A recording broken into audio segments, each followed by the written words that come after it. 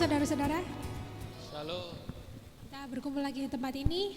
Gak terasa hari ini sudah hari pertama di bulan terakhir di tahun 2024. Ini udah mau akhir tahun lagi ya. Tapi kita percaya Tuhan, penyertaan Tuhan gak pernah gagal dalam kehidupan kita. Saya percaya banyak banget yang mengalami kebaikan Tuhan selama setahun ini dan akan terus mengalami di tahun depan.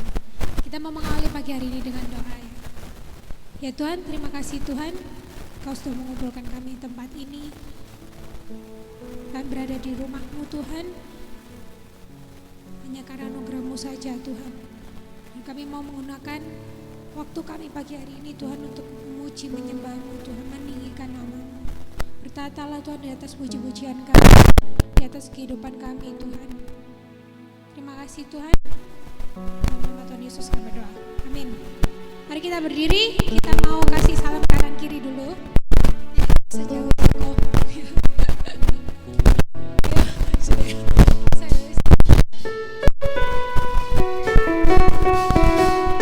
Kita mau puji Tuhan dengan semangat ya.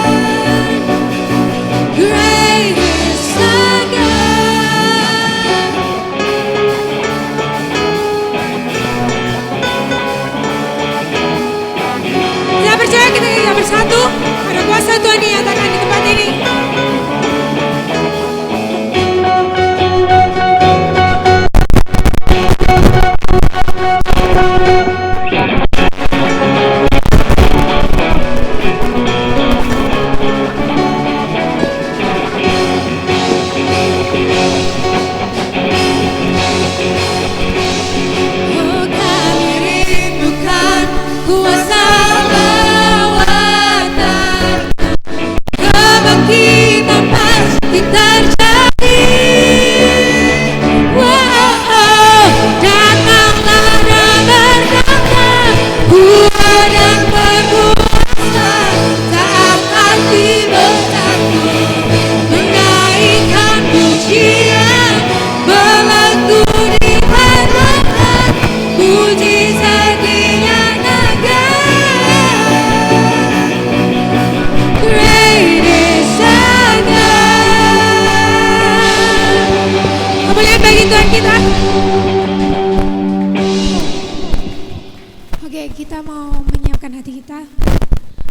dalam penyembahan.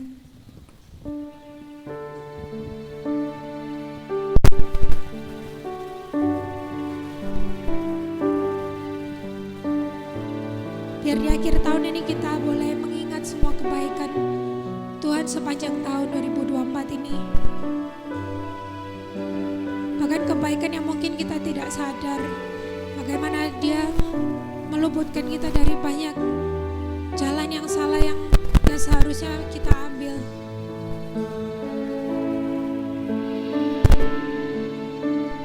Mari kita serahkan hidup kita pada satu pribadi yang mengasihi kita, pada satu Bapa yang setia.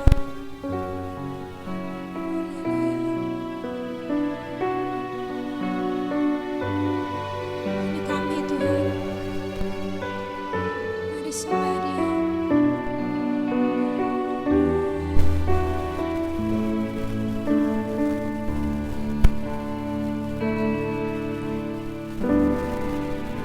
Nyanyikan bersama. Kau setia, Bapa, Kau mulia, tenanglah jiwaku, aman bersama.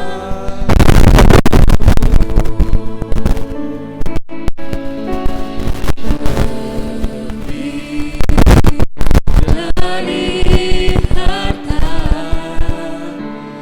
Kaulah segalanya, tenanglah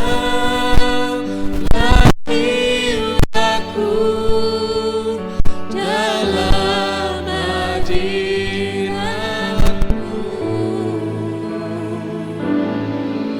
Kau tunjukkan kasih setiamu, Kau menyediakan yang ku perlu. Kau setia, Kau mulia, dulu, sekarang, dan selamanya. Tunjukkan kasih setiamu, Kau menyediakan yang ku perlu. Kau setia, Kau mulia, Bapa, Kau setia.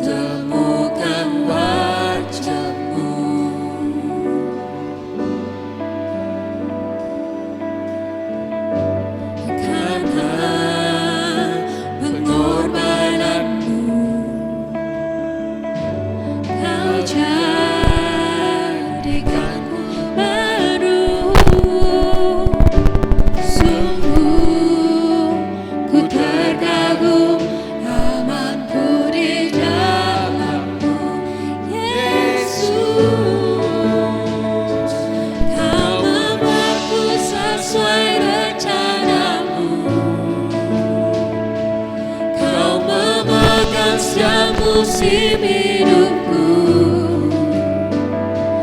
Ku serahkan semua kekhawatiranku, ku milikmu. Katakan karena pengorbananmu, karena pengorbananmu Kau jadikanku baru. sungguh ku terkagum amanku di dalammu, Yesus. Kau membuatku sesuai rencanamu, Kau memegang setiap musim hidupku. Ku serahkan semua kekhawatiranku, ku milikmu.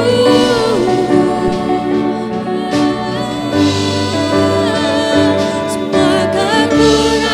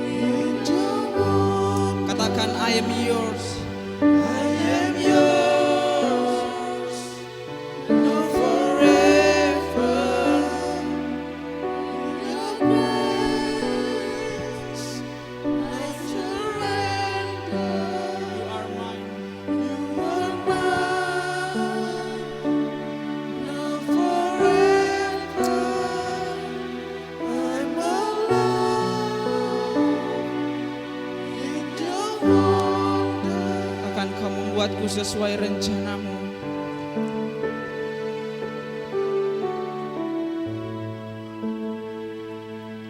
Kau memegang setiap musim hidupku. Ku serahkan semua kekhawatiranku. Ku milik-Mu.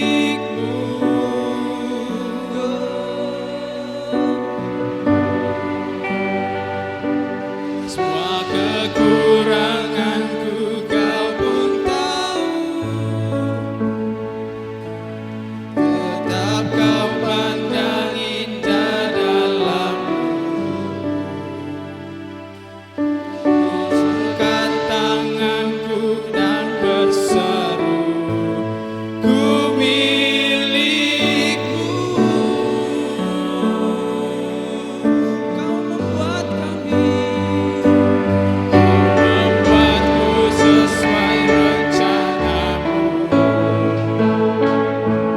Kau memegang setiap musim hidupku.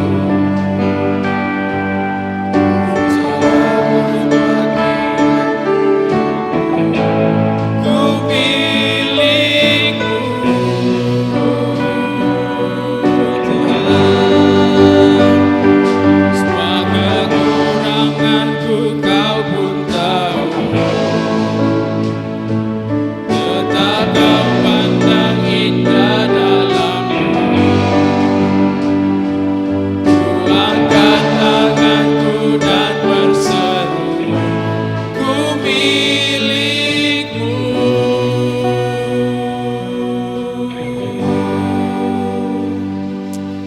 Amin Tuhan. Selamanya Engkau adalah milik kami dan kami adalah milik-Mu selamanya. Kami percaya akan penyertaan Tuhan. Kami percaya akan kebaikan Tuhan. Kami percaya akan setiap kasih setia Tuhan dalam kehidupan kami, yang kami selalu saksikan hari demi hari dalam setiap momen kehidupan kami Tuhan. Setiap pujian kami, penyembahan kami, biarlah kiranya di pagi hari ini naik di hadapan-Mu, menyenangkan hati-Mu Tuhan. Dan sedia bagi setiap kami untuk mendengarkan kebenaran firman-Mu. Tuhan, kami mau siapkan tanah hati kami yang paling subur. Biar firman Tuhan ini tertanam, berakar, berbuah lebat dalam kehidupan kami hari lepas hari. Sehingga melalui kehidupan kami terus melihat nama Kristus dipermuliakan di sana Tuhan. Tuhan kiranya menolong hamba-Mu yang akan menjadi pemberita firman sebagai akan menyeberangkan kebenaran firman-Mu di pagi hari ini. Hamba-Mu terbatas dan penuh dengan kekurangan, tetapi biarlah kiranya anugerah Tuhan itu yang memampukan hamba-Mu, sehingga firman Tuhan ini mengubahkan kami, menguatkan iman kami, mengubahkan cara pandang kami terhadap lingkungan kami, terhadap dunia ini Tuhan. Dan kami percaya Tuhan, setiap firman yang keluar dari mulut tidak akan pernah kembali dengan sia-sia Tuhan. Dalam nama Tuhan Yesus Kristus, kami sambut firman-Mu dengan penuh ucapan syukur dan antusias. Yang sudah berdoa dan bersyukur di pagi hari ini sama-sama kita katakan amin. Puji Tuhan, silakan duduk saudara. Shalom. Ya, kita bersyukur kepada Tuhan. Tuhan, firman lagu tadi mengatakan bahwa Dia memegang setiap musim kehidupan kita. Dan itu terbukti kita sampai di hari pertama di bulan terakhir di tahun 2024, saudara. Itu semua karena kasih setia Tuhan, amin. Minggu ini saya benar-benar bersyukur kepada Tuhan. Sebab ya luar biasa Tuhan. Sebelumnya kenapa kemudian saya mengatakan seperti ini. Hari Jumat yang lalu, persis di depan kampus saya, tempat saya pernah berkuliah, itu sekitar jam berapa ya? 6 lewat 5 atau lewat berapa? 6 lewat 10 Pak ya? Ya 6 lewat 10 saudara, itu terjadi, mungkin saudara sempat lihat di Instagram atau di sosial media dan lain sebagainya. Berita yang beredar itu kejadian pohon tumbang karena cuaca yang kurang bagus atau cuaca ekstrim di Malang. Itu terjadi persis di depan kampus saya pernah berkuliah begitu. Dan saudara, pagi hari ini ada saudara kandung saya di sini. Nah, sebelum kejadian itu saudara, rupanya dia sedang tunggu bus persis di tempat orang yang jadi korban jiwa. Kan kemarin terima kasih Koko. Luar biasa, dapat 2. Ada yang mau 1? Kuis ini. Nah, saudara, persis di tempat mobil yang ditimpa oleh pohon yang jatuh itu, di situ adalah tempat di mana sebelumnya adik saya bersama beberapa mahasiswa STT Satya Bakti itu sedang menunggu bis karena mereka sudah selesai masa perkuliahan secara reguler di tahun ini. Jadi banyak itu yang mulai pulang kampung begitu dan keluar pelayanan. Nah, sebelum kejadian itu rupanya mereka sedang menunggu persis di mana pohon itu jatuh dan kemudian naasnya kemarin memakan korban jiwa, 2 orang meninggal dunia yang meninggal di dalam mobil sepasang suami istri begitu. Nah, yang saya mau katakan bahwa keberadaan kita di hari ini, di pagi ini semua karena anugerah Tuhan. Kita tidak pernah menyangka, kita tidak pernah tahu apa yang akan terjadi dalam kehidupan kita selangkah saja. Siapa yang tahu tiba-tiba keluar dari rumah bawa mobil mungkin pengen jalan-jalan sama keluarga dan anak-anak, tiba-tiba terjadi kejadian seperti itu. Tetapi saudara, yang saya mau sampaikan bahwa kita masih ada di pagi hari ini, kita bisa melangkahkan kaki di bulan terakhir di tahun ini, itu semua karena anugerah Tuhan. Amin. Itu sebabnya mari kita sama-sama bersyukur kepada Tuhan di pagi hari ini. Oke, mungkin PPT-nya bisa ditampilkan. Nah, kebenaran firman Tuhan di pagi hari ini terambil dari Lukas 18 ayat yang ke-16. Lukas 18 ayat yang ke-16. Lukas 18 ayat yang ke-16. Saya jemput kita semua bangkit berdiri. Kita akan baca ya 18. Oke. Secara bersama-sama dalam hitungan yang ketiga. 1, 2, 3.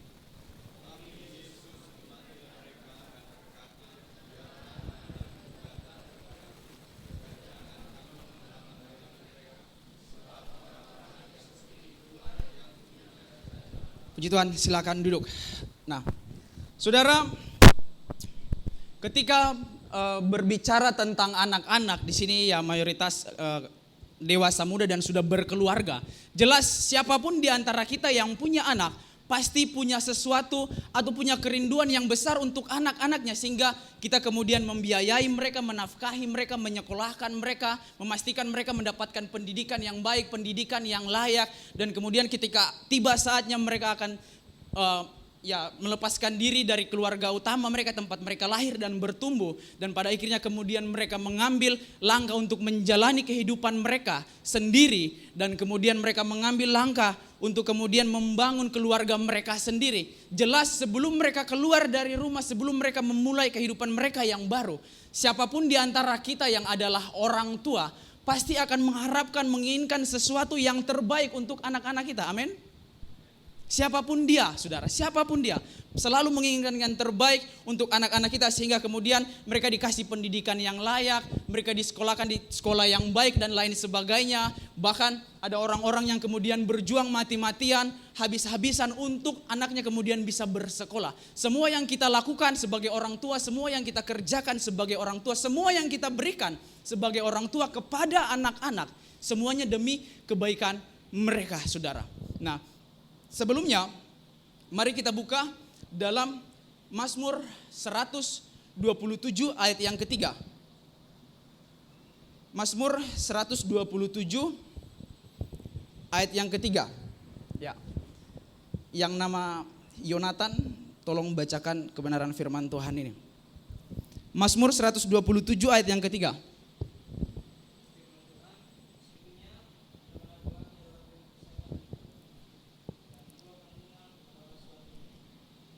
Ya, puji Tuhan, terima kasih, silakan duduk.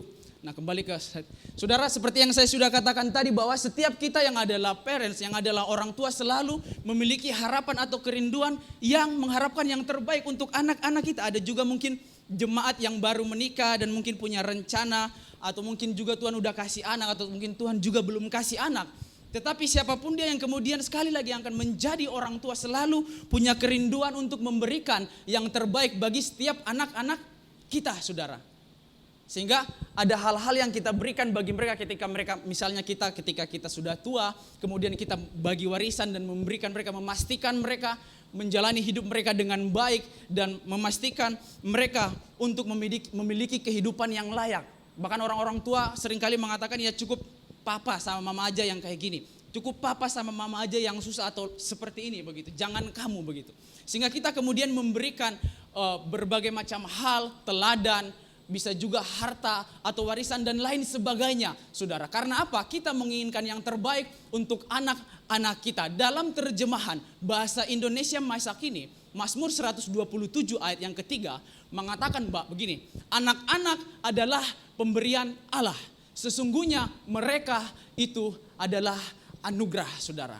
Nah, anak-anak adalah pemberian Allah. Sesungguhnya mereka itu adalah anugerah. Ketika kita menyadari yang terbaik dari Tuhan, bahwa mereka adalah anugerah yang pernah Tuhan kasih dalam kehidupan kita, sehingga kemudian kita memiliki kerinduan untuk memberikan dan melakukan yang terbaik bagi mereka, bisa dalam berupa teladan hidup, atau mungkin juga didikan atau ajaran dari orang tua, bahkan juga mungkin bisa juga pemberian secara materi atau yang biasanya kita sebut dengan warisan, saudara. Supaya apa? Kenapa orang memberikan warisan? Supaya paling tidak dia bisa menata masa depannya dari apa yang telah diperoleh oleh orang tuanya.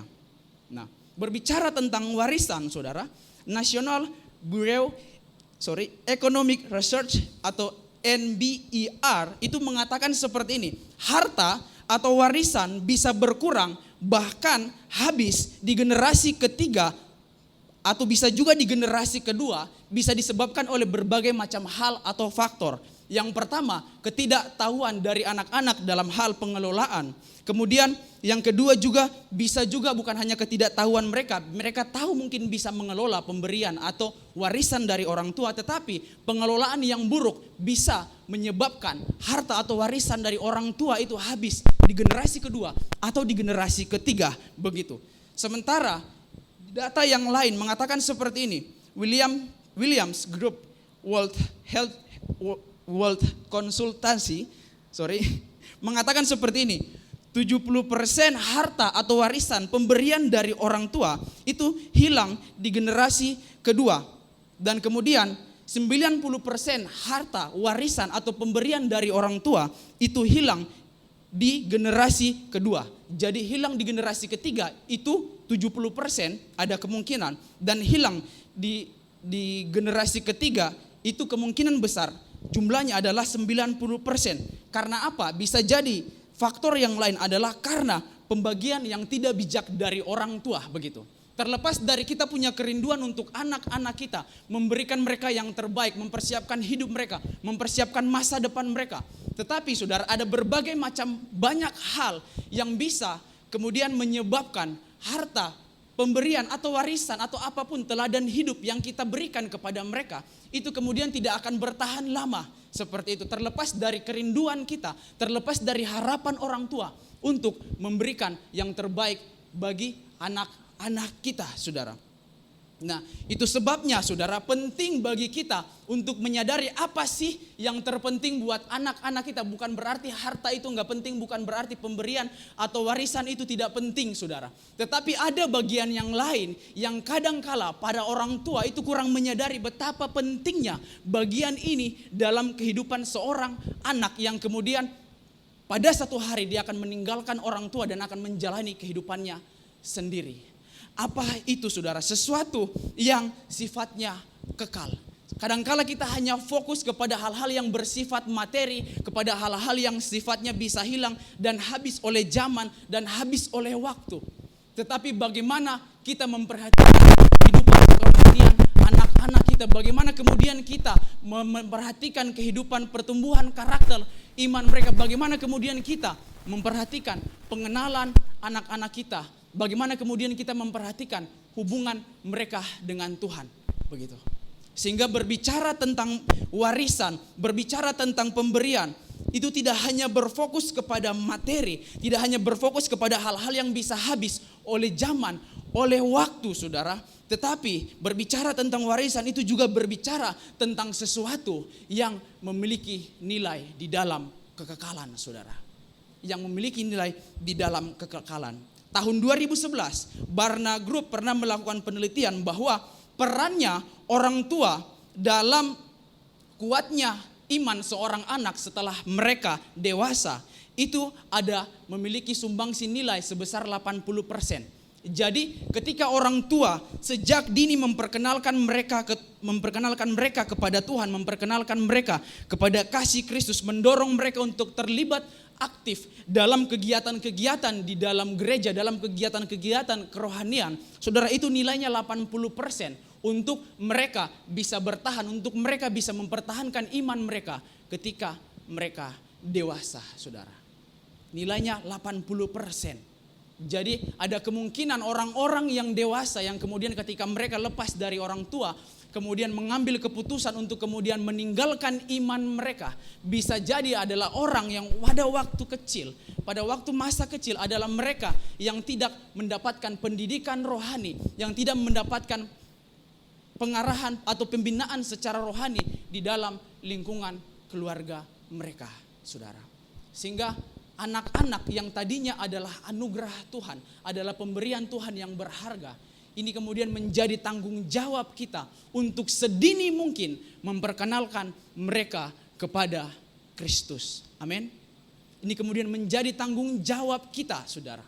Mereka adalah pemberian Tuhan, pemberian yang berharga. Mereka adalah anugerah Tuhan yang Tuhan berikan dan Tuhan percayakan bagi kita. Sehingga sebagai orang tua, sebagai orang-orang dewasa, kita juga memiliki peran yang sangat penting untuk kemudian mereka bisa mengenal Tuhan sejak dini mungkin, saudara. Nah, pada zaman itu ketika kita membaca Lukas 18 ayat yang ke-16 begini.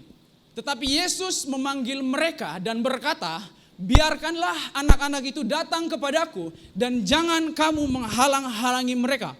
Sebab orang-orang seperti itulah yang mempunyai kerajaan Allah, saudara. Nah, pada zaman itu anak-anak memiliki peran yang atau memiliki posisi kedudukan yang kurang dianggap atau kurang diakui dalam lingkungan di zaman perjanjian baru, di zaman Yesus, saudara. Kenapa? Karena mereka dianggap belum cukup umur, belum bisa lakukan apa-apa, belum bisa memberikan sumbangsi apa-apa dalam lingkungan keluarga, dalam lingkungan masyarakat. Karena keterbatasan mereka secara fisik dan lain sebagainya, saudara. Sehingga anak-anak seringkali itu dianggap sebagai orang-orang yang kurang penting dalam lingkungan masyarakat, saudara.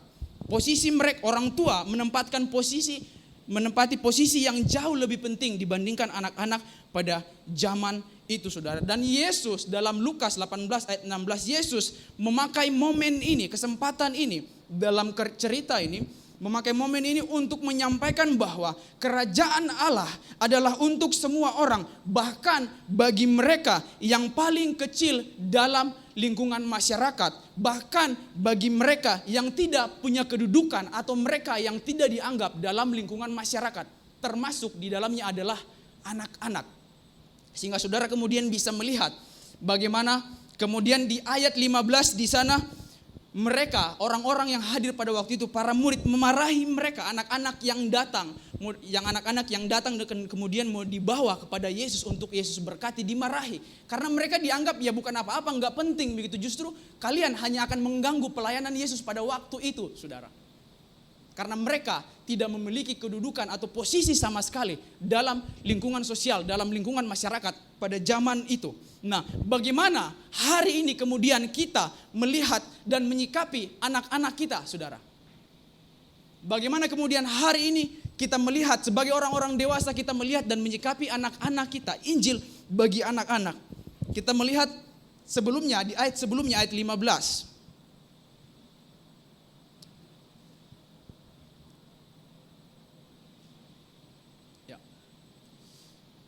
Firman Tuhan mengatakan seperti ini. Lukas 18 ayat yang ke-15.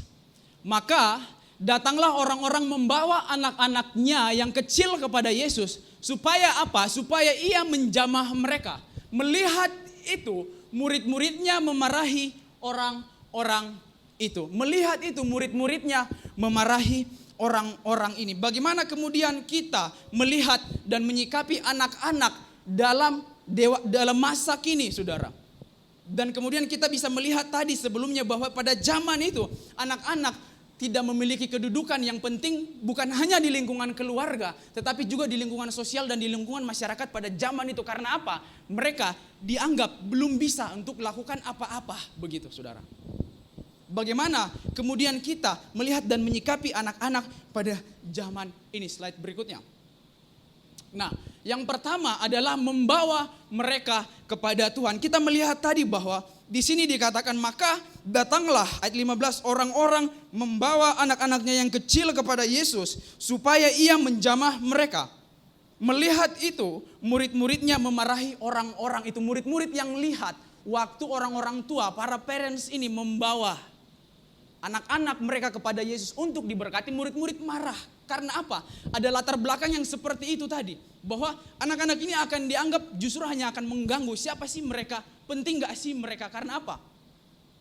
Mereka pada zaman itu dianggap sekali lagi belum bisa melakukan apa-apa. Nah, ternyata anak-anak dalam konteks ini yang dibawa kepada Yesus oleh orang tua mereka. Sebagian anak-anak tersebut adalah balita. Bahkan ada di antara mereka yang masih menyusui. Tetapi ada juga di antara mereka adalah bayi atau anak-anak kecil di atas umur 5 tahun, saudara. Yang dibawa kepada Tuhan, saudara. Nah, kata membawa di sana itu sendiri berasal dari kata prosoperon, pros, dan kemudian juga pero. Nah, kalau dalam Alkitab yang kita pegang hari ini itu diterjemahkan di sana membaca, saudara. Tetapi kata pero itu sendiri bukan hanya sekedar membawa, tetapi lebih jelas lagi sebenarnya kata pero itu sendiri sebenarnya juga membimbing, membawa, bukan hanya sekedar membawa tetapi juga menuntun mereka, memimpin mereka, begitu. Sehingga kita bisa melihat di sini bahwa sebenarnya pesan yang ingin disampaikan dalam cerita ini bahwa prosoperon yang berarti bukan hanya sekedar membawa dan kemudian membiarkan Yesus memberkati mereka, tetapi memiliki arti yang sebenarnya juga memimpin untuk mereka kemudian sedini mungkin bisa mengenal Kristus dan dibawa kepada Tuhan. Prosoperon yang berarti memimpin sebenarnya bukan hanya sekedar membawa dan kemudian melepaskan mereka. Ya, nah kamu pergi sekolah minggu, nanti di sekolah minggu kamu dikasih tugas untuk menggambar, untuk kerjakan lain sebagainya. Nanti kalau disuruh nyanyi, nanti kalau kemudian disuruh doa, dan kemudian habis itu pulang, saudara. Nah, kita melihat di sini bahwa sebenarnya ketika kita membawa anak-anak kita kepada Tuhan bukan hanya sekedar kita bawa dan kemudian kita lepas mereka, saudara. Tetapi lebih dalam lagi, lebih jelas lagi, prosoperon sebenarnya bukan hanya menuntut mereka untuk membawa mereka, memperkenalkan mereka kepada Tuhan, tetapi pada saat yang sama menuntut kita untuk menjadi role model bagi mereka, saudara. Tetapi pada saat yang sama sekali lagi bukan hanya sekedar membawa mereka, mendorong mereka untuk terlibat aktif dalam kegiatan-kegiatan kerohanian, dalam komunitas-komunitas rohani. Tetapi pada saat yang sama sebenarnya menuntut kita untuk menjadi teladan, untuk menjadi role model, untuk menjadi contoh bagi anak-anak ini, saudara. Nah, kadangkala kita sulit untuk membedakan, atau mungkin juga di antara kita yang adalah orang tua atau orang-orang dewasa, kita seringkali tanpa kita sadari kita samakan Tuhan dengan babysitter, begitu. Ini anak dia malas makan sayur, begitu. Ini anak dia mungkin kalau disuruh tidur siang pengennya main game aja. Kalau misalnya disuruh belajar pengennya main game aja, begitu. Pokoknya aku nggak mau tahu, saya tidak mau tahu bagaimanapun caranya dia harus rajin makan sayur, dia harus rajin belajar, dia harus rajin kerjakan PR-nya, dan kemudian itu adalah tanggung jawab dari suster. Itu adalah tanggung jawab dari babysitter, saudara. Nah, kadangkala ketika berbicara tentang membawa anak-anak kepada Tuhan, kita hanya berhenti sampai kepada membawa dan kemudian melepaskan mereka, biarkan mereka jalan sendiri. Nanti itu tugasnya gereja untuk kemudian memperkenalkan mereka kepada Kristus, untuk kemudian membimbing mereka, menuntun mereka, memperkenalkan mereka kepada Tuhan sejak dini, saudara. Tetapi firman Tuhan di pagi hari ini sebenarnya berbicara kepada setiap kita, orang-orang dewasa, kepada orang tua yang hadir pada pagi hari ini. Ketika kita membawa anak-anak kita kepada Tuhan, pada saat yang sama kita juga memiliki tanggung jawab untuk menjadi teladan bagi mereka. Supaya apa? Tuhan atau apapun yang mereka dapat di sekolah minggu, di komunitas rohani, di circle mereka, saudara, itu kemudian tidak bertentangan dengan apa? Dengan sikap papanya yang di rumah begitu. Tidak bertentangan dengan kelakuannya mamanya yang di rumah. Tidak bertentangan dengan kelakuan papanya yang di rumah begitu. Waktu orang tua saya masih pelayanan di salah satu, ya waktu itu papa SK pengembalaan baru keluar, saudara. Dan kemudian pelayanan di daerah pengungsian tahun berapa? 9 tahun 2000, saudara. Sampai mungkin waktu itu sampai selesai masa konflik tahun 2002 itu papa masih pelayanan di daerah pengungsian di daerah Poso karena setelah konflik begitu. Dan waktu itu ada seorang anak muda yang kemudian ya memang hidupnya cukup digumuli oleh orang tua saya selaku gembala karena yang gak karu-karuan, suka bikin masalah begitu, jadi troublemaker di lingkungan sekolah, bahkan di lingkungan pergaulannya, bahkan di kampung itu sendiri, saudara. Dan kemudian seringkali kami mendengar, bahkan kami melihat bahwa orang tuanya ini seringkali, apalagi papanya seringkali memarahi anaknya begitu. Kamu ini bikin malu papa aja begitu. Coba kamu rajin-rajin ke gereja, coba kamu rajin-rajin ke ibadah pemuda, coba kamu berhenti mabuk-mabukan, coba kamu berhenti merokok, atau lakukan sesuatu, kerjakan sesuatu yang berguna bagi hidupmu gitu. Kalau kamu misalnya tidak bisa jaga nama baiknya papa, setidaknya kamu bisa berguna, setidaknya kamu bisa menata masa depanmu sendiri begitu.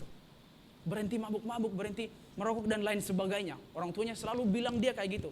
Sampai pada satu kesempatan akhirnya bocorlah ke telinga orang tua saya bahwa kemudian dia mengatakan bahwa ngapain aku berhenti merokok, ngapain aku berhenti mabuk-mabuk begitu. Ternyata di rumah toh papa juga mabuk, gak pernah ke gereja begitu. Papa juga sering maki-maki mama, sering marah-marah mama begitu. Nah, kadangkala ketika berbicara membawa anak-anak kita kepada Kristus, memperkenalkan mereka kepada Tuhan sejak dini, kita kemudian hanya membawa dan kemudian melepaskan mereka, ya silakan kenal Tuhan, itu di sana ada Tuhan. Papa di sini aja ya, nanti di sana kamu jalan dari sini ke sana, di sana ada Tuhan, dan kemudian nanti kalau kamu ikut jalan ini kamu bisa kenal Tuhan. Dan kita, dia udah kenal Tuhan begitu. Dia udah dibaptis dan lain sebagainya. Nah, tanpa kita sadari sebenarnya ketika berbicara tentang membawa anak-anak kita ke Tuhan, pada saat yang sama menuntut kita untuk kemudian menjadi teladan bagi mereka. Saudara, introspeksi kehidupan kita sebagai orang dewasa, introspeksi kehidupan kita sebagai orang tua.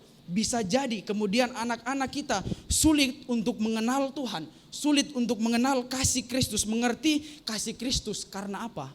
Mereka gak bisa melihat teladan Kristus melalui kehidupan kita, saudara. Ngapain aku susah-susah ke gereja? Ngapain papa capek-capek antarin aku hari Minggu ke gereja? Kalau misalnya papa juga gak ke gereja begitu.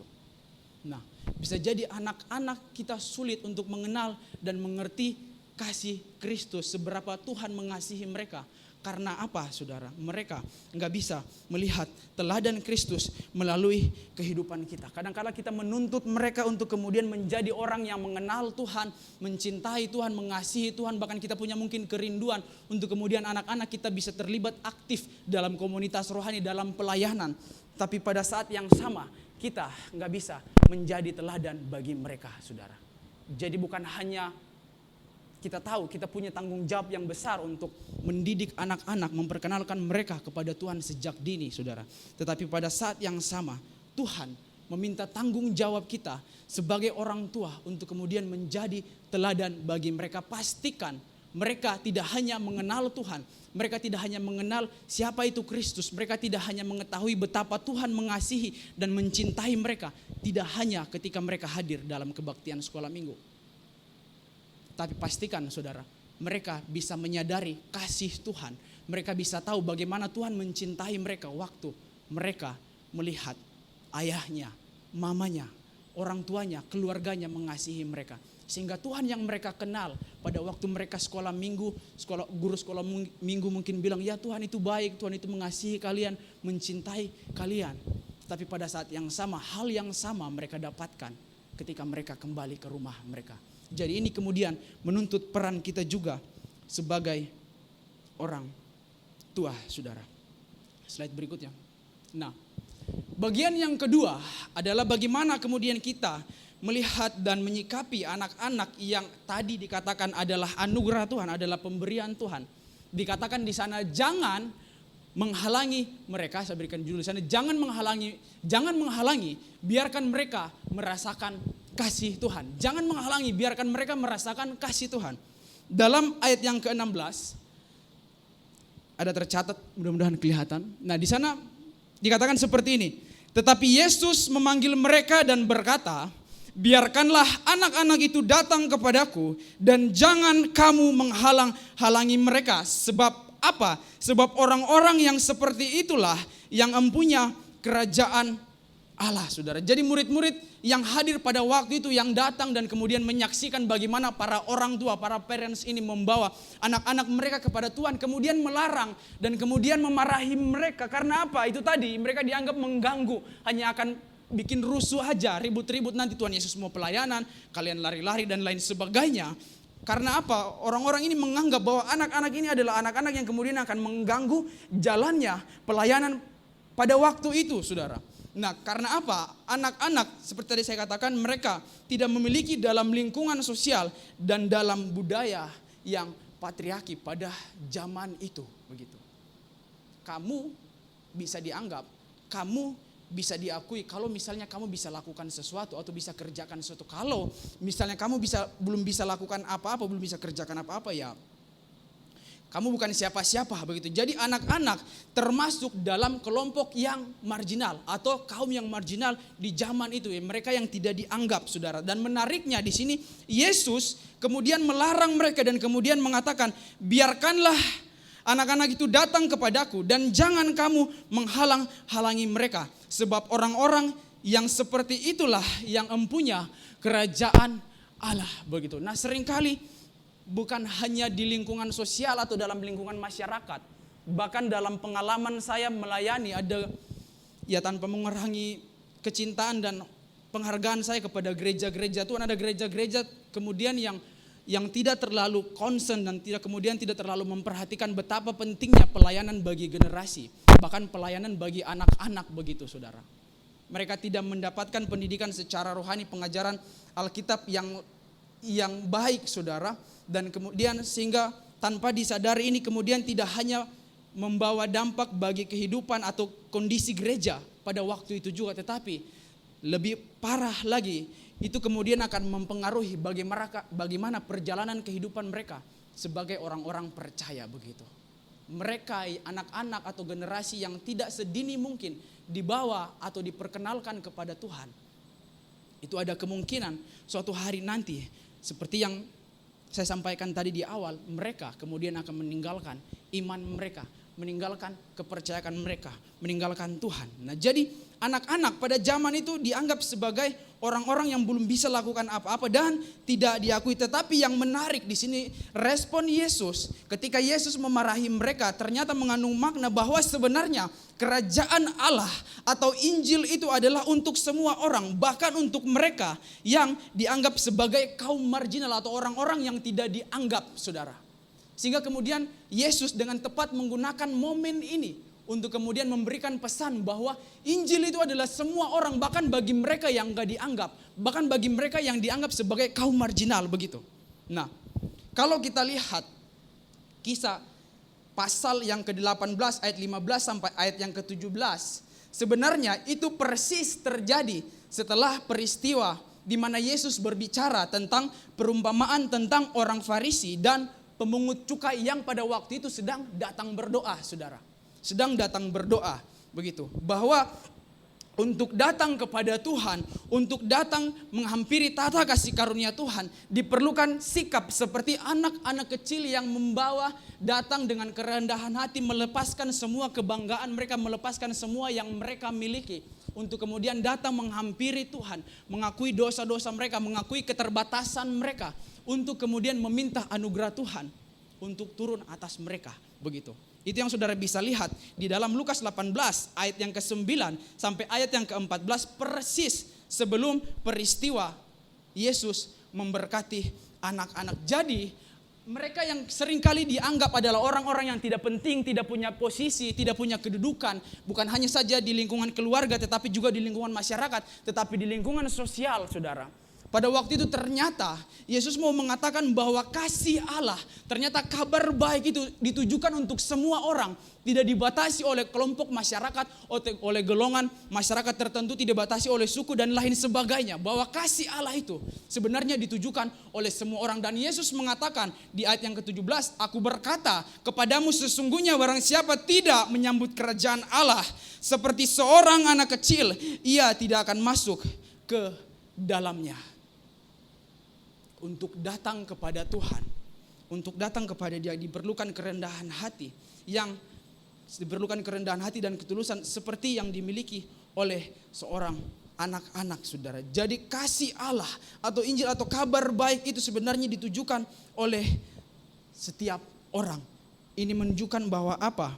Penerimaan yang Allah berikan, penerimaan yang Allah tawarkan bagi kita adalah sebuah penerimaan yang tanpa syarat dan berlaku untuk siapa saja, saudara.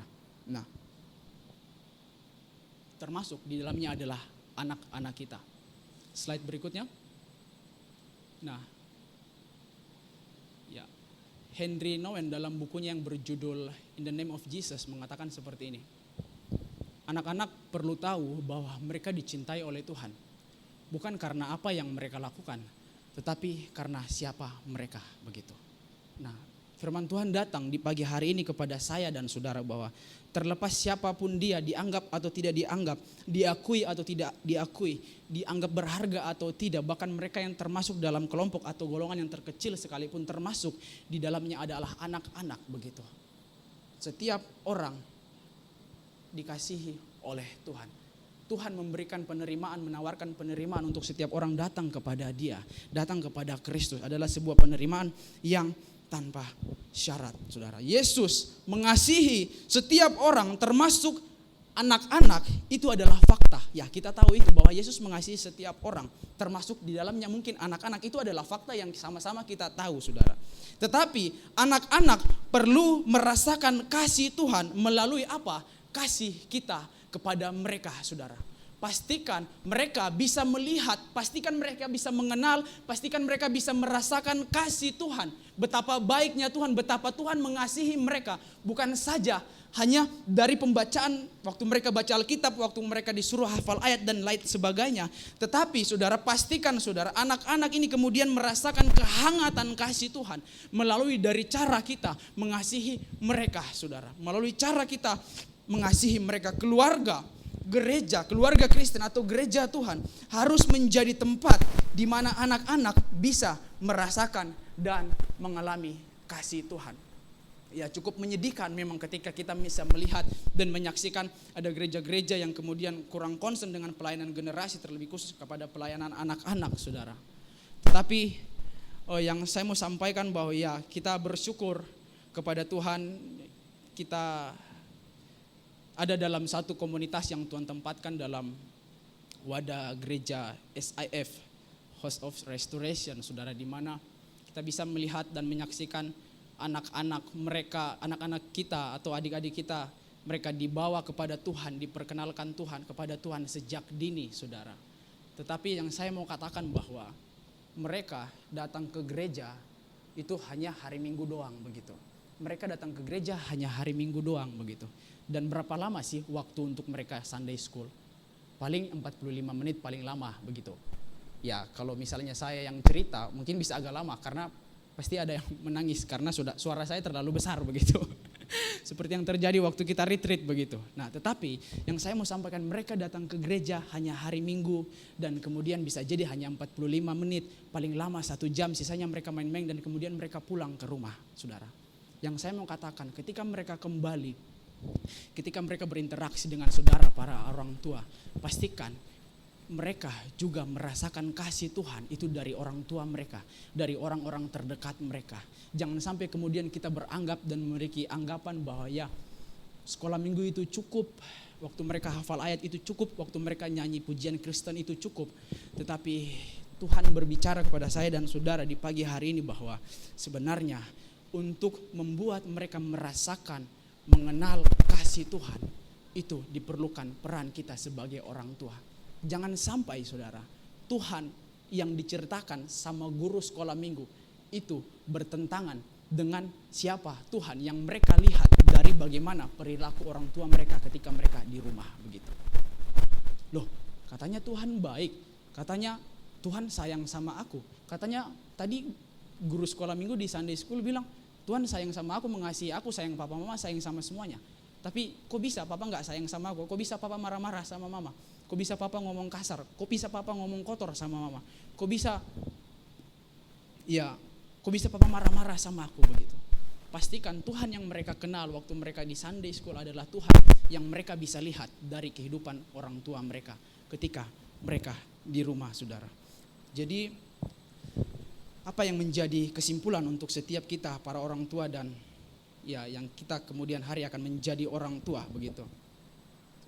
Biarkan mereka datang kepada Tuhan dan jangan halangi mereka, saudara. Nah, terkadang orang-orang atau termasuk juga anak-anak di dalamnya itu sulit kemudian untuk mengenal Tuhan. Bukan karena mereka menolak untuk mengenal Tuhan, tetapi karena mereka tidak bisa melihat Kristus dari cara hidup kita begitu. Dengan kata lain, cara hidup kita yang menghalangi orang untuk bisa mengenal Tuhan. Sederhananya, jadi batu sandungan, saudara.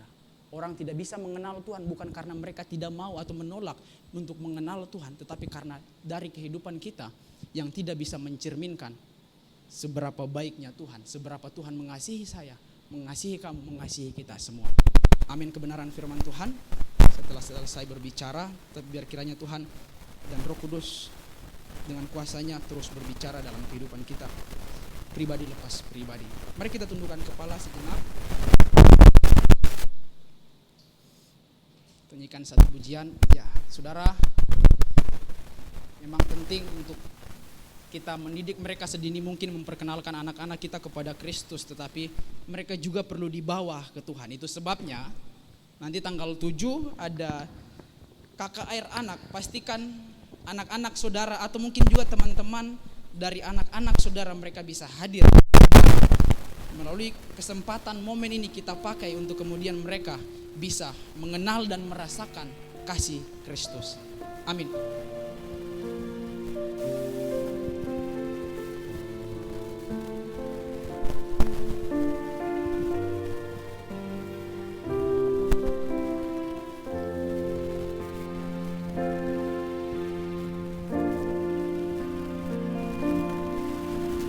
Kiranya Tuhan berkenan berkati rumah keluargaku. Apa yang telah Tuhan berkati,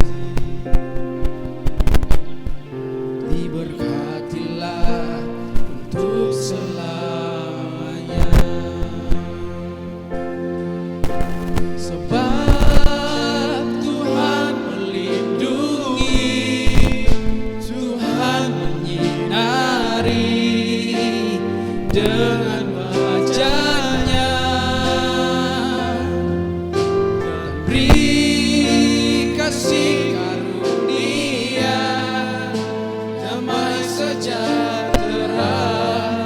Yesus baik bagiku. Nyanyikan pujian dari awal. Hanya Tuhan berkenan berkati rumah keluargaku. Baiklah Tuhan berkati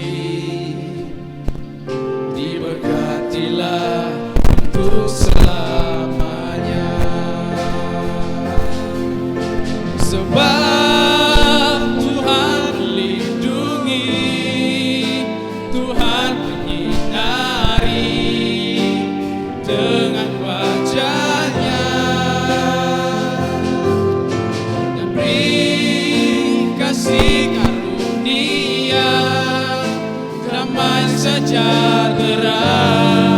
Yesus baik bagiku. Tuhan baik untuk selamanya. Berkatnya melimpah seumur hidupku.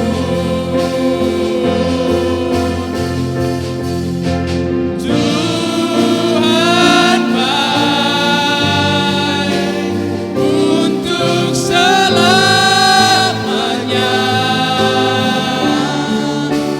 Berkatnya melimpah seumur hidupku. Sebab Tuhan melindungi, Tuhan menyinari dengan wajah-Nya, dan beri kasih karunia damai sejahtera.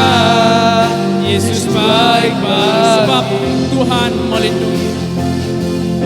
Sebab Tuhan melindungi. Saya serahkan kepada Pak Agus untuk berdoa Tuhan menyinari dengan wajah-Nya, dan beri kasih karunia damai sejahtera. Yesus baik bagiku.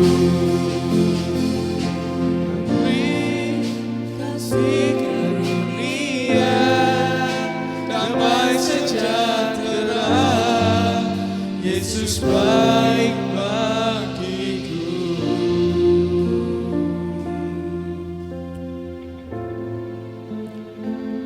Saudara-saudara, mungkin kita tidak semua menjadi orang tua, tetapi kita semua pernah menjadi anak. Dan di dalam ingatan kita sebagai anak, kadang-kadang bisa jadi kita mendapat perlakuan-perlakuan yang tidak menyenangkan. Tetapi firman Tuhan mengatakan, jangan menghalang-halangi anak-anak datang kepadaku. Saya mau menambahkan satu insight dari pernyataan Tuhan Yesus. Insight yang pertama adalah, mungkinkah kita di masa kanak-kanak adalah orang-orang yang sebenarnya mengalami penghalangan, hal-hal yang menghambat kita untuk datang kepada Tuhan, mengenal Tuhan. Bisa jadi oleh karena luka-luka, oleh karena perlakuan-perlakuan yang tidak menyenangkan, sehingga saudara-saudara merasa bahwa masa kecil saudara-saudara adalah masa kecil yang kadang-kadang muncul. Ada satu kemarahan, ada satu kekecewaan, luka. Tapi Yesus berkata, jangan menghalang-halangi. Mari kita datang kepada Tuhan.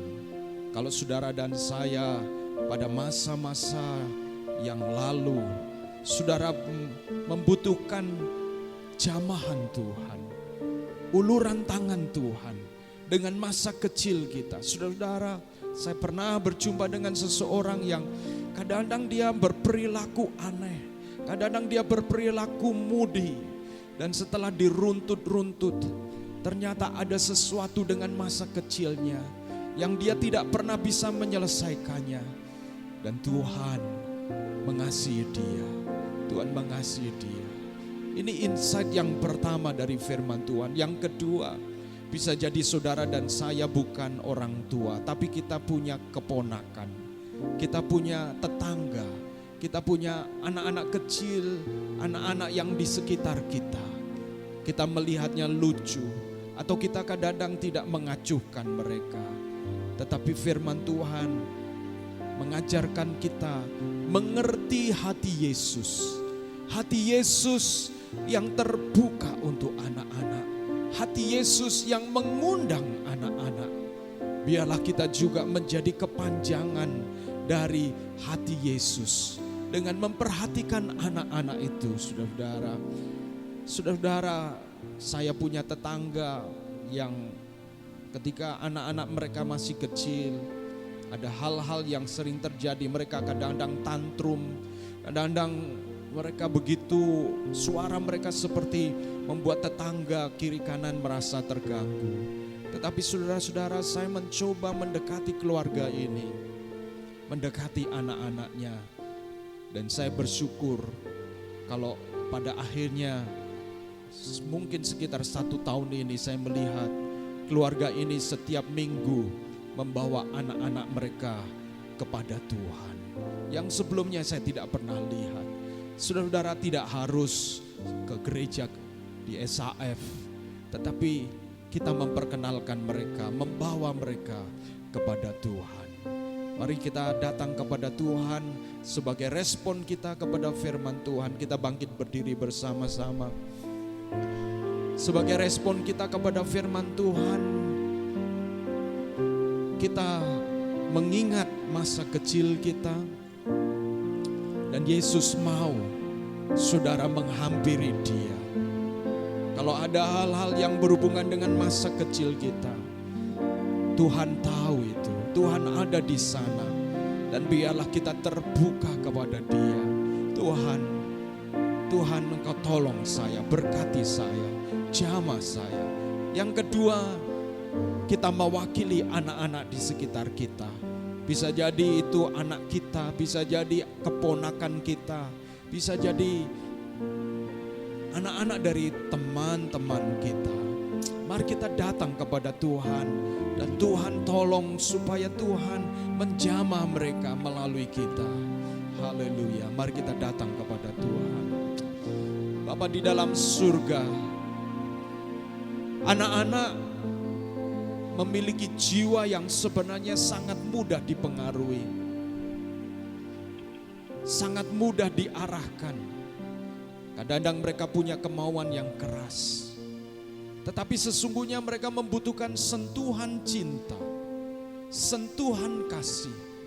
Kami mau berdoa supaya Tuhan yang pertama, kiranya Tuhan Kau menolong kalau ada di antara kami yang memiliki masa di mana masa anak-anak kami, bahkan anak-anak sampai remaja, sampai pemuda, kami mengalami masa-masa yang tidak menyenangkan. Sehingga itu kadang-kadang masih mempengaruhi kami. Hati kami bergejolak karena ada kadang-kadang kami ada tombol-tombol yang ketika itu ditekan itu mempengaruhi mood kami. Kami mau berdoa ya Tuhan. Biarlah Tuhan Engkau menjamah, Engkau mengerti masa lalu kami masing-masing.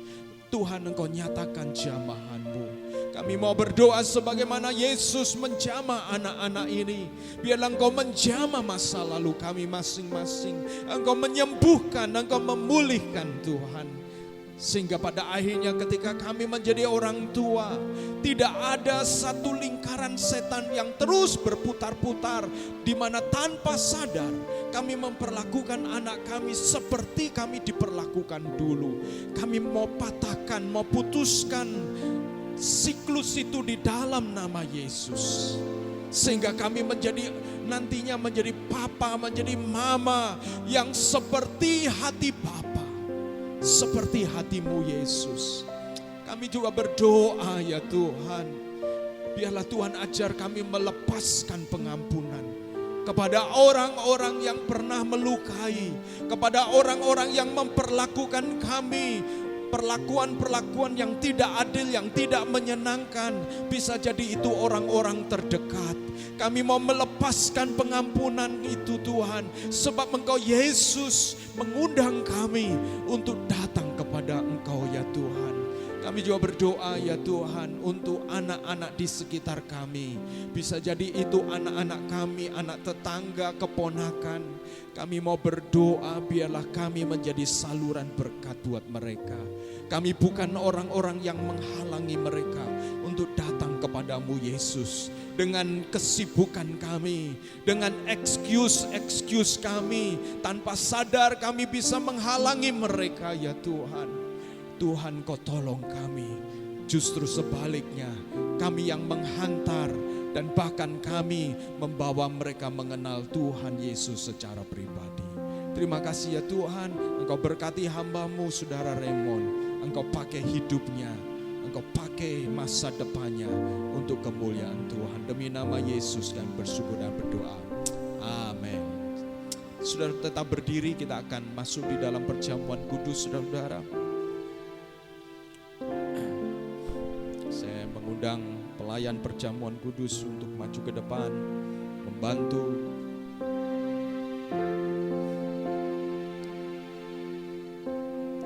Ya, saudara-saudara,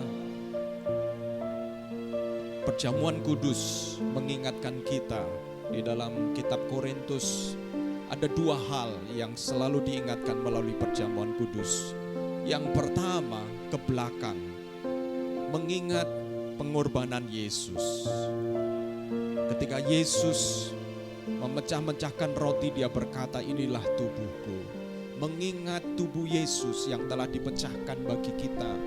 Juga melalui ayat 53 mengatakan, oleh bilur-bilur engkau disembuhkan.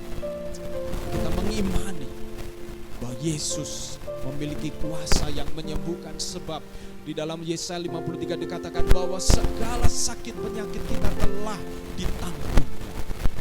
Yang kedua, mengingat masa lalu berhubungan dengan darah Yesus. Darah yang tercurah satu kali untuk selama-lamanya. Sehingga setiap saudara dan saya yang datang dengan segala pelanggaran dan dosa, kita bisa meminta pengampunan kepada Dia. Kemudian perjamuan kudus juga melihat ke masa depan. Mengingatkan saudara dan saya bahwa Yesus akan datang kali yang kedua. Jadi diingatkan melalui perjamuan kudus. Are you ready? Apakah engkau siap kalau Yesus datang seperti pencuri? Sewaktu-waktu dia tidak pernah memberitahu kapan. Tapi kalau dia datang, kiranya saudara dan saya didapati Tuhan setia. Amin, saudara. Mari kita akan mengkonfirmasi iman kita akan pengorbanan Yesus dan pengharapan masa depan dengan mengimani bahwa ketika kita menjadi satu dengan tubuh dan darah Tuhan, kita juga menjadi satu dengan saudara-saudara seiman, siap untuk kedatangan Tuhan yang kedua kali. Mari kita nyanyikan pujian tadi yang baru saja dinyanyikan. Kiranya Tuhan memberkati rumah kita, dan silakan dibagikan. Haleluya.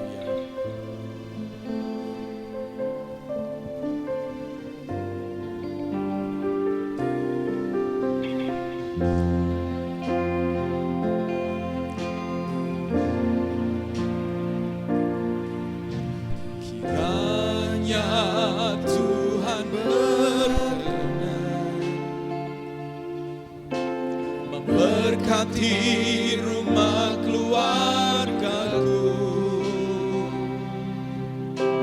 apa yang telah Tuhan berkati, diberkatilah untuk selamanya, sebab Tuhan melindungi, Tuhan dengan wajahnya dan beri kasih karunia, damai sejahtera. Yesus baik bagiku, sebab Tuhan melindungi,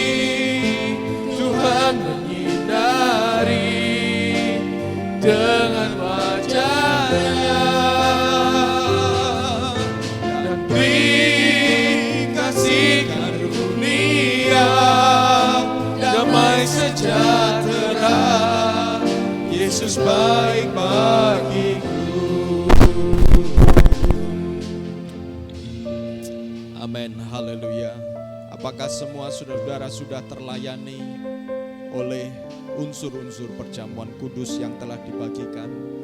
Ya, kalau sudah, saudara-saudara, mari kita mempersiapkan hati kita.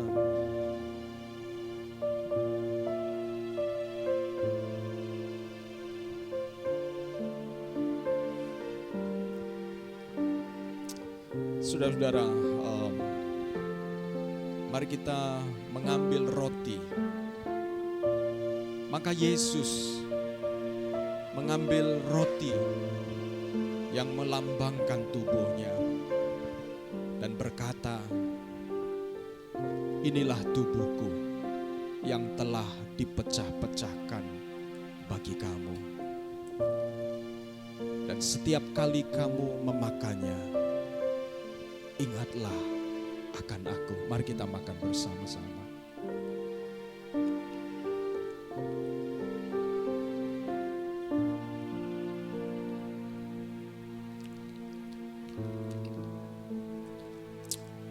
Mengingat tubuh Kristus merefleksikan pengorbanan Yesus. Sejauh mana saudara dan saya berkorban juga. Pengorbanan kita tidak sebanding dengan pengorbanan Yesus. Tetapi saudara dan saya selalu diingatkan bahwa Tuhan juga ketika kita menderita, Dia menderita bersama dengan saudara dan saya. Ketika saudara bergumul dengan sakit penyakit, ketika saudara bergumul dengan kegagalan, ketika saudara bergumul dengan kelelahan, ketika saudara bergumul dengan penolakan, Yesus sudah mengalaminya. Sehingga melalui perjamuan kudus saudara dan saya dikuatkan untuk terus bertahan, untuk terus berjuang, dan untuk terus melayani Tuhan. Mari kita sekarang mempersiapkan anggur yang melambangkan darah perjanjian yang baru. Maka Yesus mengambil cawan yang berisi anggur dan berkata, inilah darahku, darah perjanjian yang baru, darah yang tercurah, nyawa yang telah digantikan oleh darah Yesus adalah nyawa setiap kita. Sehingga saudara dan saya punya pengharapan di dalam Yesus. Sebab saudara dan saya telah dibeli lunas oleh darah Yesus. Itu sebabnya setiap kita bukan hidup untuk diri sendiri, tetapi hidup untuk Tuhan. Dan mari, sebagaimana darah Yesus yang telah tercurah, maka biarlah setiap apa yang kita curahkan itu menjadi perjanjian, menjadi peneguh perjanjian yang Tuhan telah nyatakan. Mari kita minum bersama-sama.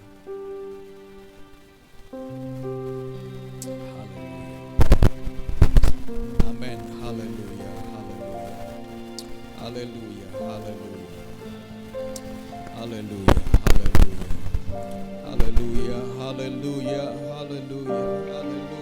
Yesus. Haleluya. Kami bersyukur Tuhan. Haleluya. Kami bersyukur Tuhan.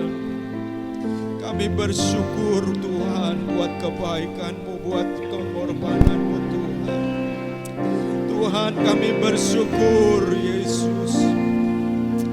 Mari Yesus yang hadir di tengah-tengah kami, Engkau menjamah kami Tuhan. Haleluya. Oh, yang sakit Engkau sembuhkan Tuhan, yang lemah Engkau kuatkan Tuhan, yang jauh Engkau bawa mendekat, melekat kepadamu Tuhan. Haleluya, haleluya Yesus. Amin, amin. Amin, haleluya, haleluya.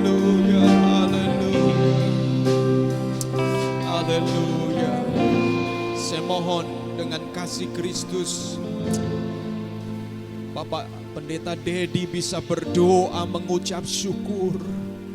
Biarlah tubuh dan darah Tuhan dinyatakan kuasanya atas setiap umatnya. Haleluya, haleluya. Haleluya. Amin, amin.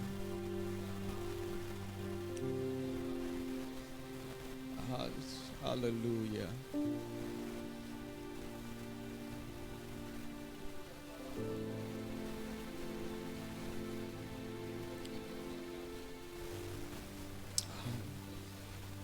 Ya Tuhan.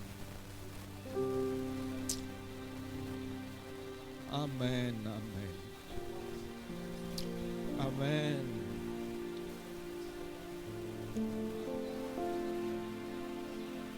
Haleluya. Amin.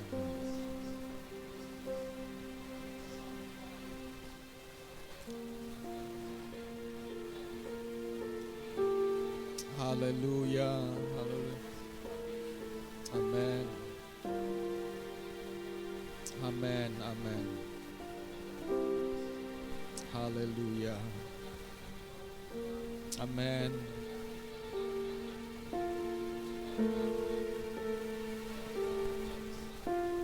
Haleluya. Amin.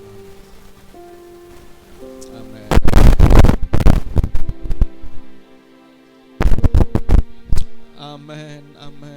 Amin. Ya Tuhan. Haleluya. Haleluya. Amin. Amin. Amin.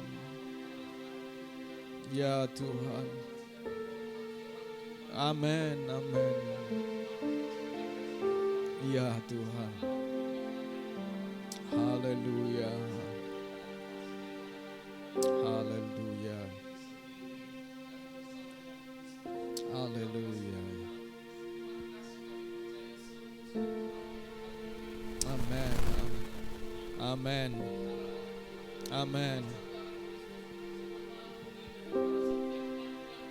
Haleluya. Amin. Amin. Haleluya. Amin. Amin. Amin. Haleluya. Haleluya, nama Yesus. Amin. Puji Tuhan, silakan duduk kembali. Saya serahkan Devita untuk menyampaikan pengumuman. Ada di mana?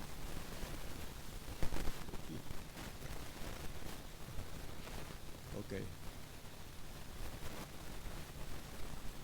Ya, mungkin masih di atas ya. Oke. Ya, baik saudara-saudara,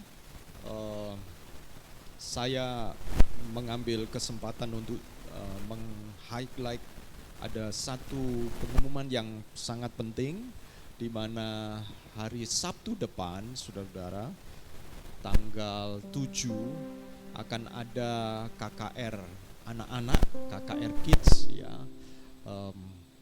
Ini merupakan kerinduan kita bersama-sama, di mana kita ingin memberkati anak-anak dan memastikan anak-anak juga punya pengalaman secara pribadi dengan Tuhan melalui KKR yang ada.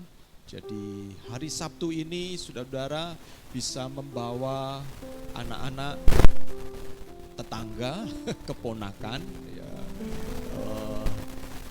Pagi ini saudara-saudara di seberang rumah saya itu kalau saya tidak salah 2 tahun yang lalu mereka punya anak yang ketiga dan keguguran ya, bukan keguguran, sudah lahir dan kemudian ternyata meninggal dunia. Dan waktu itu saya melayani, membantu dan juga mendampingi mereka. Dan kemudian kira-kira 1,5 tahun yang lalu Tuhan karuniakan anak yang ketiga, perempuan. Dan pagi ini, biasanya minggu pagi itu Cece dan Koko dan Cece-nya itu diajak ke gereja. Dan si kecil yang ketiga ini biasanya ditinggal bersama dengan susnya bahasa Jawanya diselimurkan ya.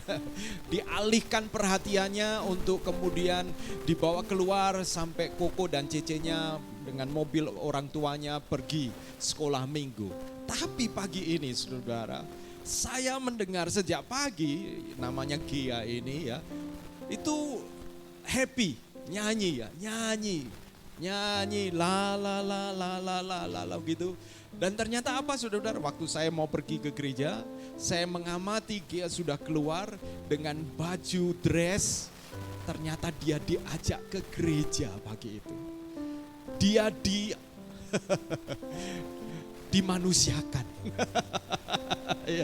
Dia mengalami perasaan aku seperti Koko dan Ceceku. Dan saudara ini anak baru 1 tahun tapi dia bisa nyanyi, bisa happy saudara.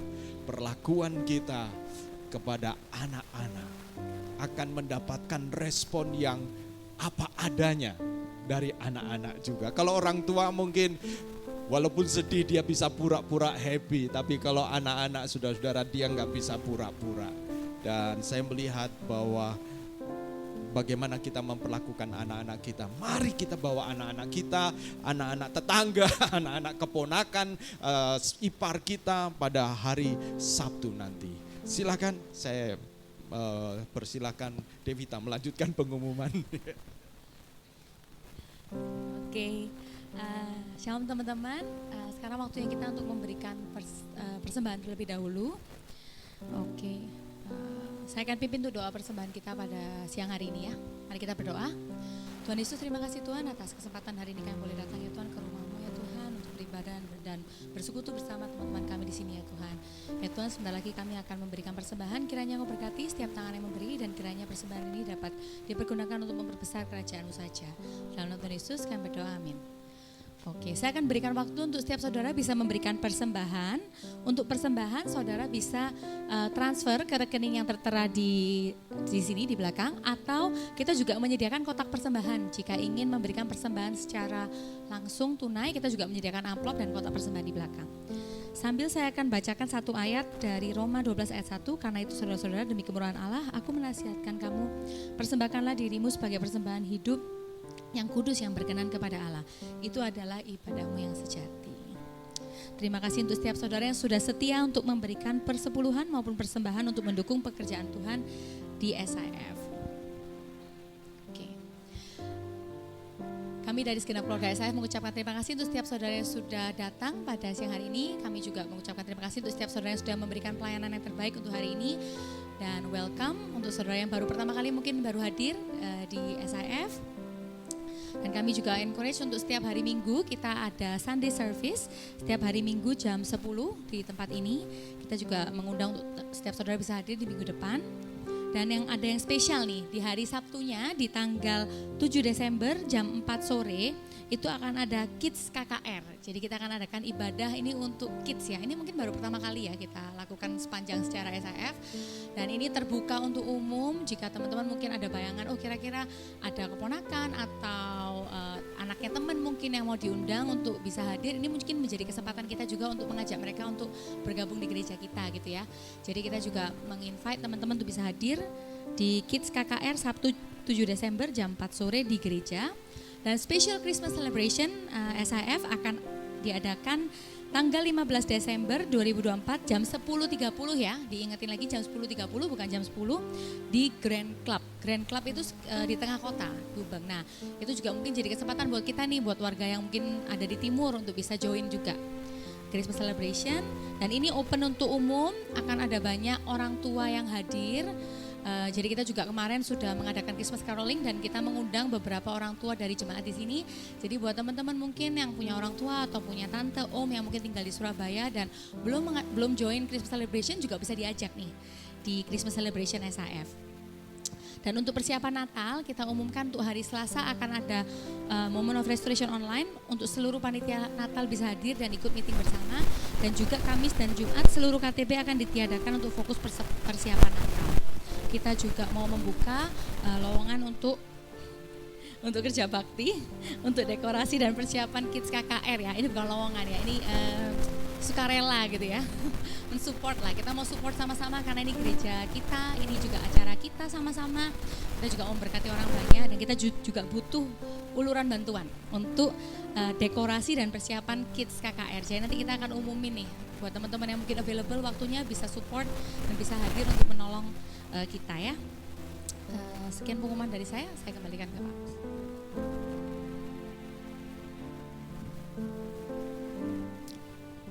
Ya, saya ingin menambahkan bahwa tanggal 15 KKR, Christmas Celebration yang diadakan di Grand Club di Jalan Gubeng itu juga ada talk show dari suami istri mereka orang Korea yang sudah lama di Indonesia, mungkin sekitar 32 tahun atau 35 tahun di Indonesia.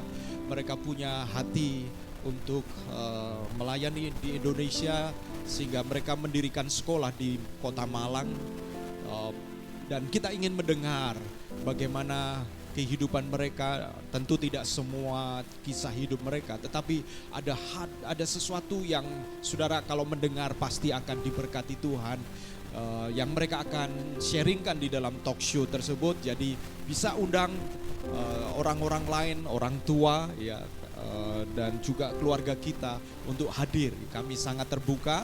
Lalu yang untuk Kids KKR, saudara bisa mendaftarkan karena memang untuk anak-anak akan dipersiapkan gift ya, kado buat anak-anak.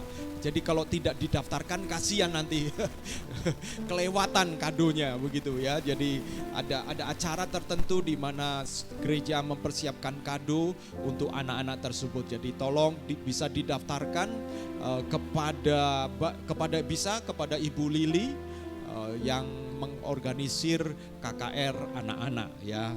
Saya melihat ada sekitar 21 orang anak-anak, mungkin ada yang lain yang saudara-saudara akan daftarkan. Silahkan, dengan senang hati kami ingin melayani dan menjadi berkat buat mereka. Amin ya saudara-saudara. Puji Tuhan, ini musim hujan, banyak angin, hati-hati di jalan ya. Jangan berteduh di bawah pohon-pohon besar ya.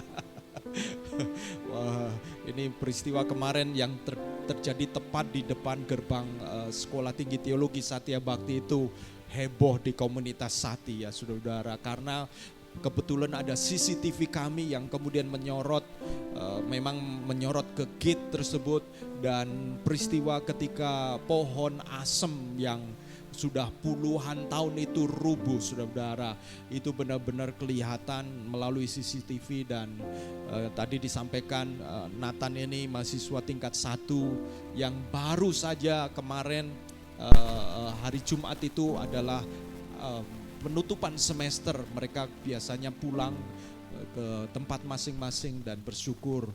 Ada beberapa staf yang juga sebenarnya menunggu angkot juga tepat di mana pohon asam itu ya, biasanya memang pohon asamnya itu di seberang dan itu rubuh ya saudara-saudara. Jadi hati-hati dalam kondisi cuaca ekstrim ini, Tuhan tolong semuanya. Bahkan kalau saudara traveling juga hati-hati ya saudara-saudara ya.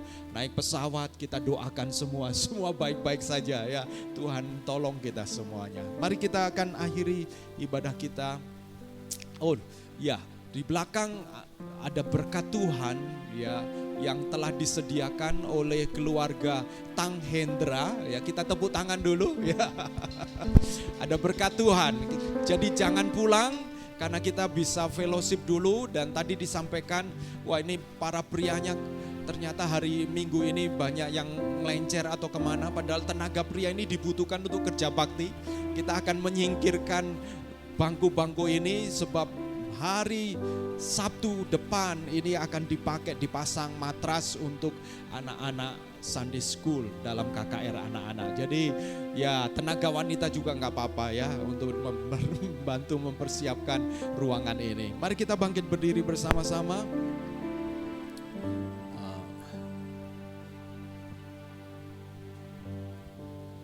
Saya juga mengucapkan selamat datang kepada yang baru datang pada kesempatan minggu ini. Mama dari Tang Hendra hadir ya. Selamat datang ya.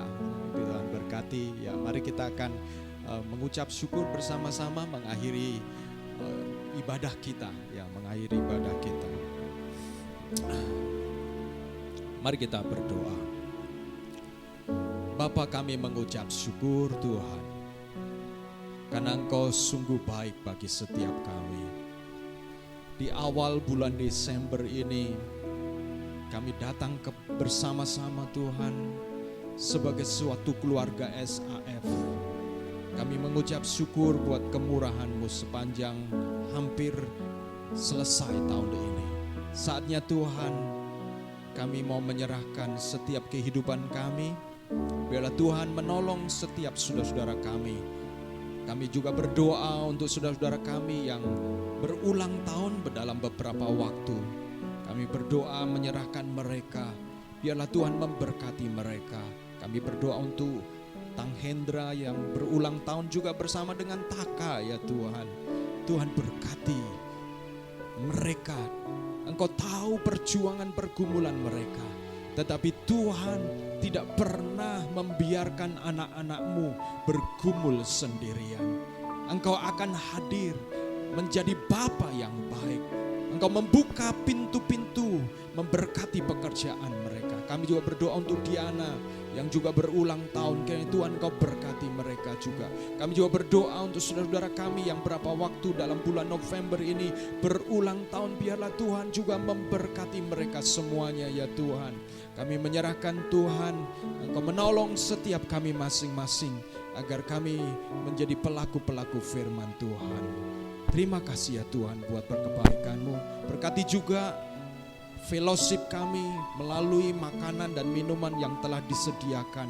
Biarlah Tuhan Engkau memberkati tangan-tangan yang sudah menyediakannya. Engkau memberkatinya, memberikan mereka keberhasilan di dalam apa yang mereka kerjakan. Terima kasih ya Tuhan. Saudara-saudaraku yang kekasih, angkatlah tangan-Mu dan terimalah berkat Tuhan. Tuhan menyinari engkau dengan wajah-Nya dan memberikan engkau kasih karunia, menghadapkan wajah-Nya kepadamu dan memberikan engkau damai sejahtera. Diberkatilah rumah tanggamu, diberkatilah keluargamu, diberkatilah pekerjaanmu, apa yang kau kerjakan. Sekalipun dunia berkata ini masa-masa sulit, tetapi bagi orang percaya firman Tuhan tetap nyata, bahwa orang yang menabur dengan mencucurkan air mata akan pulang dengan sorak-sorai membawa berkas-berkasnya. Tetap percaya dan setia di dalam perkara yang Tuhan percayakan kepadamu, sebab Tuhan punya waktunya sendiri untuk menyatakan segala sesuatu indah pada waktunya. Diberkati juga engkau yang belajar, studi, kuliah dan menjadikannya berhasil di dalam perkenan Tuhan. Dan biarlah damai sejahtera Allah Bapa serta kasih sayang dari Tuhan Yesus Kristus dan penghiburan oleh karena Roh Kudus menyertai engkau dan saya mulai hari ini sampai Yesus menjemput setiap kita yang didapati setia. Kita semua yang mengaminkan berkat Tuhan berkata amin, amin, amin, amin. Jadikan aku indah yang kau Bapa mulia, seturut karyamu di dalam hidupku. Ajarku berharap hanya kepadamu, taat dan setia kepadamu Tuhan. Jadikan aku indah yang kau pandang mulia, seluruh karyamu di dalam hidupku. Ajarku berharap hanya kepadamu, taat dan setia, taat dan setia, taat dan setia kepadamu.